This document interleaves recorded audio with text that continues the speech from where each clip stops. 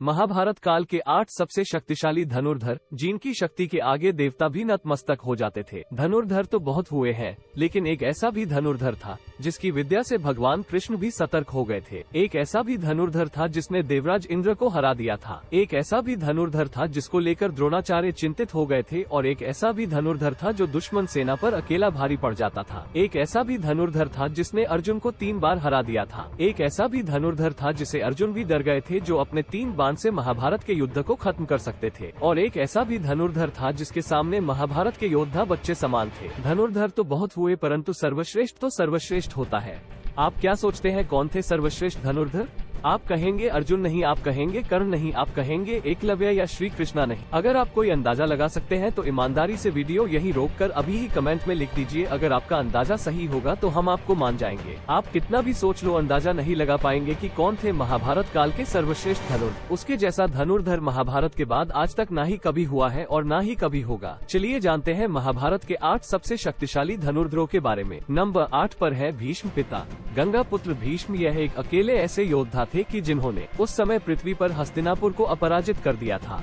उन्होंने अपने जीवन में बड़े बड़े युद्ध लड़े, कई बार तो दुश्मन की पूरी सेना पर वे अकेले ही भारी पड़ जाते थे। जब कुरुक्षेत्र का युद्ध शुरू हुआ था तब पितामह भीष्म कौरवों के प्रथम सेनापति बने थे। रोज अकेले भीष्म पितामह 10,000 सैनिकों को मार दिया करते थे। भीष्म पिता के बाणों के आगे पांडव पक्ष के कोई भी योद्धा टिक नहीं पाया। भगवान श्री कृष्ण ने इस युद्ध में शस्त्र न उठाने का प्रण लिया था, लेकिन भीष्म ने अपने पराक्रम से श्री कृष्ण को अपनी प्रतिज्ञा तोड़कर शस्त्र उठाने के लिए विवश कर दिया था। भगवान कृष्ण जानते थे कि भीष्म को नियमानुसार युद्ध करके परास्त करना असंभव था, इसलिए शिखंडी को सामने रखकर अर्जुन ने भीष्म को क्षय शैया पर सुला दिया था। नंबर 7 पर है द्रोणाचार्य। उन्होंने अपनी शिक्षा अपने पिता ऋषि भारद्वाज, ऋषि अग्निवेश और भगवान विष्णु से धनुर्विद्या प्राप्त की थी। और जब महेंद्र पर्वत पर भगवान परशुराम अपना सब कुछ ब्राह्मणों को दान कर रहे थे, तब द्रोणाचार्य उनके पास पहुँचते हैं और उनसे संपूर्ण दिव्यास्त्रों का ज्ञान प्राप्त करते हैं। उन्होंने ही कौरवों और पांडवों को शस्त्र चलाना सिखाया था। कुरुक्षेत्र के युद्ध में भीष्म के बाद द्रोण कौरवों के सेनापति बने थे। उन्होंने महाभारत युद्ध के 15वें दिन पांडव सेना पर कहर बरसाया था। उनके हाथों राजा विराट, कुंती भोज, द्रुपद, सत्यजीत, सांखिल जैसे 25 महारथियों को अकेले ही मार गिराया था। अपनी रणनीति से पांडवों का भारी विध्वंस किया था। युद्ध के दौरान द्रोण ने जो चक्रव्यूह बनाया था उसमें फंसकर ही वीर अभिमन्यु मारे गए थे। जब तक उनके हाथ में शस्त्र था उन्हें परास्त करना असंभव था, इसलिए पांडव छल से उनको मारने के लिए विवश हो गए। नंबर 6 पर है अर्जुन।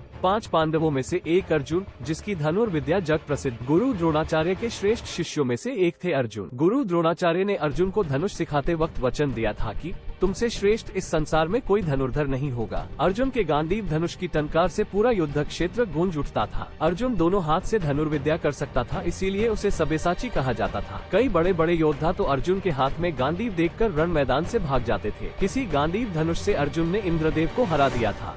अपनी धनुर्विद्या से अर्जुन ने विराट युद्ध जैसे बहुत से युद्ध जीते थे। अर्जुन के रथ पर सवार भगवान श्री कृष्ण, हनुमान जी और अर्जुन को देखने के लिए देवता भी स्वर्ग से उतर गए थे, लेकिन अर्जुन से भी श्रेष्ठ कोई था जिसे संसार अर्जुन से श्रेष्ठ मानता है। नंबर 5 पर है एकलव्य। गुरु द्रोणाचार्य की मूर्ति बनाकर उस मूर्ति के समक्ष एकलव्य ने धनुष विद्या सीखी थी। गुरु द्रोण को जब इस बात का पता चला कि एकलव्य अर्जुन से भी श्रेष्ठ धनुष बाण चलाना सीख गया है, तो उन्होंने एकलव्य से पूछा कि तुमने यह विद्या कहाँ से सीखी। इस पर एकलव्य ने कहा, गुरुवर, मैंने आपको ही गुरु मानकर आपकी मूर्ति के समक्ष इस विद्या को हासिल किया था। जब इस बात पर गुरु द्रोणाचार्य ने कहा कि तब तो हम गुरु दक्षिणा के हकदार हैं। एकलव्य ये सुनकर प्रसन्न हो गया और कहने लगा, मांगिए गुरुदेव, क्या चाहिए। तब अर्जुन को दिए वचन की रक्षा के लिए ही उन्होंने एकलव्य से उसका अंगूठा मांग लिया था। एकलव्य ने राजी से वो अंगूठा गुरु दक्षिणा में दे दिया था। अंगूठा देने के बाद भी एकलव्य धनुर्विद्या में श्रेष्ठ था। वो उंगलियों की मदद से अपने बाण उसी तरह चला सकता था। ये सब देखकर किसी एक छोटे युद्ध में भगवान कृष्ण को उसका वध करना पड़ा था। नंबर 4 पर है सूर्यपुत्र कर्ण। वैसे तो महाभारत काल में सैकड़ों योद्धा हुए हैं,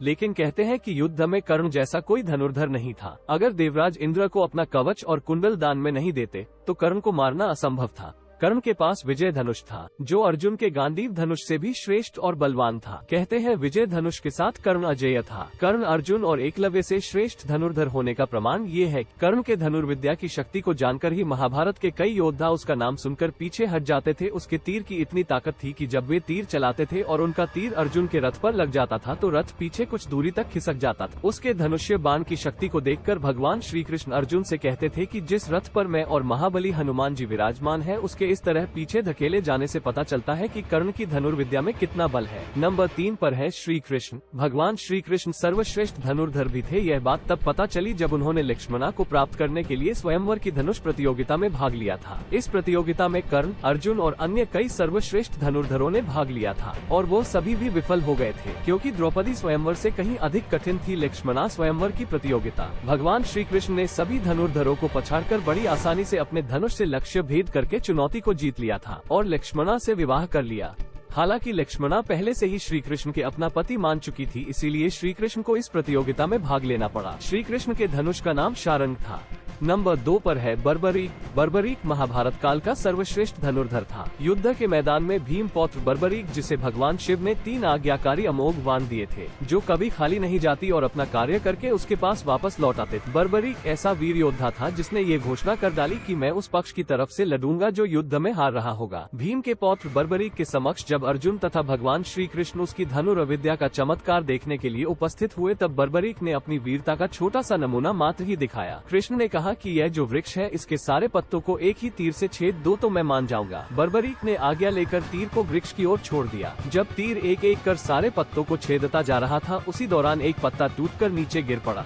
कृष्ण ने उस पत्ते पर यह सोचकर पैर रखकर उसे छुपा लिया कि यह छेद होने से बच जाएगा, लेकिन सभी पत्तों को छेदता हुआ वो तीर कृष्ण के पैरों के पास आकर रुक गया। तब बर्बरीक ने कहा, प्रभु आपके पैर के नीचे एक पत्ता दबा है, कृपया पैर हटा लीजिए, क्योंकि मैंने तीर को सिर्फ पत्तों को छेदने की आज्ञा दे रखी है, आपके पैर को छेदने की नहीं। उसके इस चमत्कार को देखकर कृष्ण चिंतित हो गए। भगवान श्री कृष्ण ये बात जानते थे कि बर्बरीक प्रतिज्ञावश हारने वाले का साथ देगा। यदि कौरव हारते हुए नजर आए तो फिर पांडवों के लिए संकट खड़ा हो जाएगा। इस बात को जानकर अर्जुन भी डर गए थे। भगवान शिव की कृपा से बर्बरीक के पास ऐसे 3 अमोघ बाण थे, वो कभी खत्म नहीं हो सकते थे और उसमें पूरे महाभारत के युद्ध को ही समाप्त करने की शक्ति थी। इस तरह धनुर्विद्या में उसको हरा पाना असंभव था। इसी कारण भगवान कृष्णा ने महाभारत के युद्ध के पहले उसका शीश दान में मांग लिया था। नंबर 1 पर है परशुराम। भगवान परशुराम सबसे बड़े धनुर्धर थे। महाभारत काल के धनुर्विद्या के गुरु थे परशुराम। पौराणिक कथा में वर्णित है कि महेंद्रगिरी पर्वत भगवान परशुराम की तप की जगह थी। कहते हैं स्वयं भगवान शिव ने परशुराम जी को धनुर्विद्या का ज्ञान दिया था। परशुराम जी भगवान विष्णु के शक्ति वेश अवतार है, इसीलिए इनकी तुलना किसी से नहीं हो सकती। भगवान परशुराम के पास वैष्णव धनुष था, वो स्वयं नारायण का था। वो धनुष भी भगवान शिव के पिनाक धनुष के जैसा ही बलवान था। परशुराम इस धरती पर ऐसे महापुरुष हुए हैं जिनकी धनुर्विद्या की कोई पौराणिक मिसाल नहीं है। उन्होंने अकेले ही 21 बार हैहव वंशीय क्षत्रियों का अंत किया था। भगवान परशुराम महाभारत काल के समय द्वापर युग में भी थे, जिन्होंने पितामह भीष्म, कर्ण और खुद गुरु द्रोणाचार्य को भी धनुर्विद्या की शिक्षा दी थी और गुरु द्रोण से अर्जुन और अश्वत्थामा की शिक्षा हो सकी। इसीलिए यह महाभारत के सभी योद्धा उनके सामने बच्चे हैं, क्योंकि वे तो महाभारत से पूर्व त्रेता युग में भगवान श्री राम के सामने भी पहुंच गए। श्री राम के हाथों शिव धनुष टूटने पर उनकी परीक्षा ली। भगवान परशुराम ने ही श्री राम को अपना वो शक्तिशाली वैष्णव धनुष दिया था। भगवान श्री राम ने भी उनकी प्रदक्षिणा करके आशीर्वाद दिया था, जिससे ही भगवान श्री राम ने रावण का अंत किया था।